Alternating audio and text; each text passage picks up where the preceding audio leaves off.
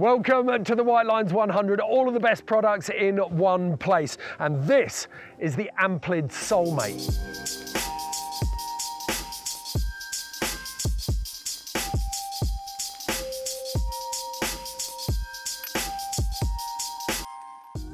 Now last year the Amplid Singular was in the Whitelines 100, and that's a bit like the Formula One car of Amplid snowboards. This has all of the technology that's filtered down from the Singular, but it's in a much more affordable price bracket. So the touring car of Amplid snowboards, if you like. It's got a subtle taper, which makes it very much a directional board. It's got this long rise nose, and of course, you know it's going to have that calling card of all Amplid snowboards, a beautiful core that gives it an immaculate flex. I like to think of these as the Rolls Royce of snowboards. Peter Bauer, one of the first pros from Burton, set up Amplid, and his fingerprints are all over the turn shape. We know it's going to be epic in powder. The big question is how it performs in resort, I think. How versatile it really is. Ronan Thompson's going to take it through 2 laps of Cadrona, and then I've got it for a glory lap with Southern Lakes Heli ski.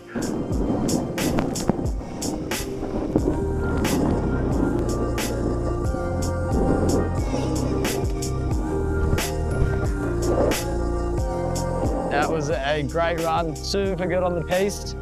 Yeah, holds like a really nice turn, really strong on the edge. It's fast and powerful, that's for sure. Okay, the Amplid Soulmate 161, plenty of length on this and loads of float, 9mm of taper. Expecting this thing to be in its element here. So let's have a little gander, see what we've got. Oh, a transition. The length on this board is just amazing.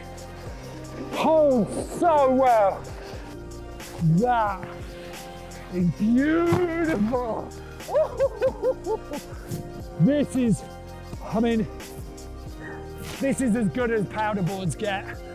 The feel, the float, it's outrageously good. Ooh.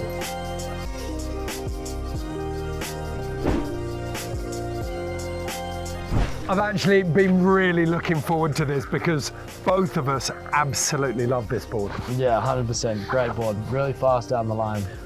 What surprised me with it is that it looks so much like a powder board, but then it's a brilliant all-mountain machine. Like, I expected it to be good on that Heli run, totally. And it was epic, like held an edge like nothing else. And it's got that classic Amplid Rolls Royce flex where it's just illegally smooth, but totally. Get it in resort. Off those big jumps, you had so much pop. Yeah, I think it was great, like heading off the big jumps. It's flex, like that stiffness it has in the way. It holds a really nice line off the jumps and really easy to get lots of pop and get a good little spin in. I saw you on the rails as well. You wouldn't have thought a board like this would get stuck into the rails, but apart from the nose press, it actually looked like it locked in quite well. Oh, locked in sweet on the board sides and the front lips. Like, yeah, good stability through the nose. Surprisingly good in the park as well. Especially good was the little tail grab feature as well. 100%. They've got a little swallowtail down here because it's a directional tapered board. They've got a perfect little slot here for you to grab your tail. That back 3 that you got with that, I absolutely loved. My one reservation with it, I thought because it was quite wide, it was going to be a little bit cumbersome, edge to edge. And if you're being lazy, it can be a little slow, but if you work hard, then you really can make it go if you're pedaling heels and toes. And you did have to work quite hard to pull your knees in and tighten up the turn radius. Totally. I mean, it's hard and fast. You definitely got to put a bit of effort into it, but put some energy into it and it will definitely provide. So I think good for bigger lines, great for hard and fast piste turns, and good on the jumps and the rails. Important to say as well, it's a 161. Ronan and I could both get away easily with riding the 157. So this one is like the hard charging size for us. The 157 would be unbelievably fun. Perfect. So 100% this is an affordable, the best directional for the buck is what Amplid say. It gets definitely a thumbs up from me. Thumbs up from me too. Bit of a muscle car. Absolutely love that last line from Ronan. This truly is a muscle car of a snowboard. There is so much power stored up in this. And I'm going to put it in the same bracket. Our test winner last year for me, and I think a lot of people, was the Rome Stalefish. Essentially a powder orientated board that Rome have got so right that it works perfectly across resort and park spectrum.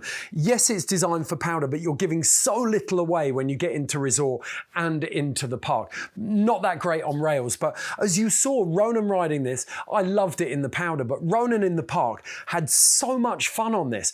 And it's a big size, that 161. So shrink this down to a 157, which would be the perfect length for me. And I think this could be one board to rule them all. Combine that with the fact that it is 500 euros, 430 pounds, and you're looking at a whole lot of bang for your buck. One of the key things as well, and I love Peter Bauer's geekiness when it comes to snowboards. He's invented an entirely new measurement for snowboards. It's the active surface area. I like to think of this, I suppose, as like volume in a surfboard. The Soulmate and a 161 has 4.066 square meters of active surface area. I have nothing to compare that to, so I can't tell you whether that's a lot or a little, but I think considering how I've ridden it in powder, I think that would be an awful lot of float. In terms of technology, it's got an early rise nose and a little bit of backseat camber. You've got this swallowtail, 9mm of taper in there. It's got a super light Omni wood core. It's not a heavy board, but it's not a light board either. But for the price tag, I don't think you expect that. I think the flex pan and all of that trickle-down technology that's come from the upper echelon boards like the Singular is what you're enjoying for your money here. It's got biax glass that gives it that response and playfulness on the tips with the torsional flex. It's not carbon, but it still has a good bit of pop on it. And it's got an extruded base rather than a sintered base. And this is really good because the extruded base, it may not be quite as fast as a sintered base, but it doesn't absorb quite as much wax either. So it's a lot cheaper to service long term. For me, if you're looking for a really solid one board quiver on a budget, the Amplid Soulmate could be one of the best boards on the market. And that is why it's part of the Whitelines 100.